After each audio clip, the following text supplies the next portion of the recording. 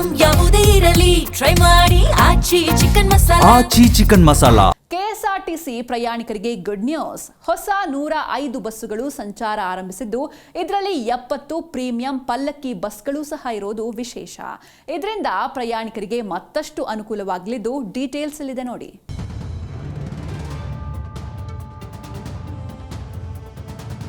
ಜಗಮಗ ಅಂತ ಮಿಂಚ್ತಾ ಇರೋ ಪಲ್ಲಕ್ಕಿ ಬಸ್ಗಳು.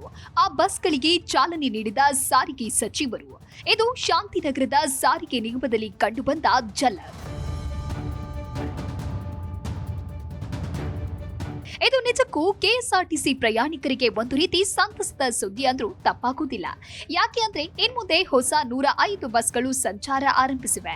ಇದರಲ್ಲಿ 70 ಪ್ರೀಮಿಯಂ ಪಲ್ಲಕ್ಕಿ ಬಸ್ಗಳು ಹಾಗೂ ಸಾರಿಗೆ ಬಸ್ಸುಗಳಿಗೆ ಶುಕ್ರವಾರ ಶಾಂತಿನಗರದ ಕೆಎಸ್ಆರ್ಟಿಸಿ ಮುಖ್ಯ ಕಚೇರಿಯಲ್ಲಿ ಸಾರಿಗೆ ಸಚಿವ ರಾಮಲಿಂಗಾರೆಡ್ಡಿ ಚಾಲನೆ ನೀಡಿದ್ರು. ಈ ವೇಳೆ ಪದ್ಮಶ್ರೀ ಪುರಸ್ಕೃತೆ ಡಾಕ್ಟರ್ ಶುಭಾ ವಿ ಮುಖ್ಯ ಅತಿಥಿಯಾಗಿ ಭಾಗಿಯಾಗಿದ್ರು. ಹಾಗಾದ್ರೆ ಈ ಪಲ್ಲಕ್ಕಿ ಬಸ್ಗಳ ವಿಶೇಷತೆ ಏನು ಅಂತ ನೋಡೋದಾದ್ರೆ, ಒಟ್ಟು 105 ಬಸ್ಗಳ ಪೈಕಿ 70 ಬಸ್ಗಳು ಪ್ರೀಮಿಯಂ ಪಲ್ಲಕ್ಕಿ ಬಸ್ಗಳು ಹಾಗೂ ಉಳಿದವು ನಾರ್ಮಲ್ ಬಸ್ಗಳಾಗಿವೆ. ಈ ಪಲ್ಲಕ್ಕಿ ಬಸ್ಗಳ ವಿಶೇಷತೆ ಏನು ಅಂದ್ರೆ, ಈ ಬಸ್ಗಳಲ್ಲಿ ಹೈಟೆಕ್ ಸೀಟಿನ ವ್ಯವಸ್ಥೆ ಸೇರಿದಂತೆ ಅನೇಕ ಅನುಕೂಲಗಳಿವೆ. ವಿಚಾರ ಏನಂದ್ರೆ, ಈ 70 ಪಲ್ಲಕ್ಕಿ ಬಸ್ಗಳಲ್ಲಿ ಹೆಣ್ಣು ಮಕ್ಕಳು ಸಹ ಹಣ ಕೊಟ್ಟು ಪ್ರಯಾಣ ಮಾಡಬೇಕು. ಆದ್ರೆ ಇನ್ನುಳಿದ ನಾರ್ಮಲ್ ಬಸ್ಗಳಲ್ಲಿ ಆಧಾರ್ ಕಾರ್ಡ್ ಇದ್ರೆ ಸಾಕು, ಉಚಿತವಾಗಿ ಸಂಚಾರ ಮಾಡಬಹುದು. 70 ಬಸ್ಗೆ ಆದೇಶ ಕೊಟ್ಟಿದ್ರು. ನಾನ್ AC ಸ್ಲೀಪರ್ ಬಸ್ಸು ಇದಕ್ಕೆ ಹೆಚ್ಚು ಡಿಮ್ಯಾಂಡ್ ಇದೆ.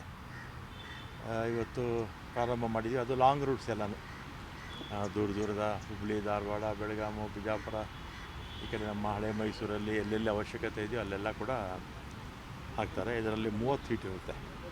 ಆಮೇಲೆ ಇದರಲ್ಲಿ ತಲೆದಿಂಬು ಅದು ಫಿಕ್ಸ್ ಆಗಿಬಿಟ್ಟಿರುತ್ತೆ. ಆಮೇಲೆ ಪ್ಯಾನಿಕ್ ಬಟನ್ ಇರುತ್ತೆ. ಆಮೇಲೆ CC ಕ್ಯಾಮ್ರಾ ಇರುತ್ತೆ. ಆಮೇಲೆ ಮೊಬೈಲ್ ಚಾರ್ಜರ್ ಇರುತ್ತೆ.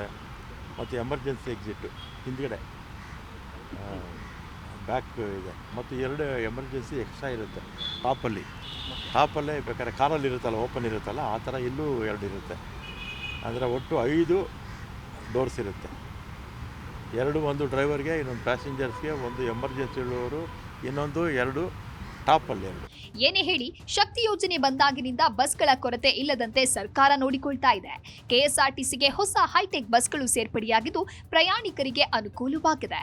Manjunath Hosahalli, metro bureau, Zee Kannada news.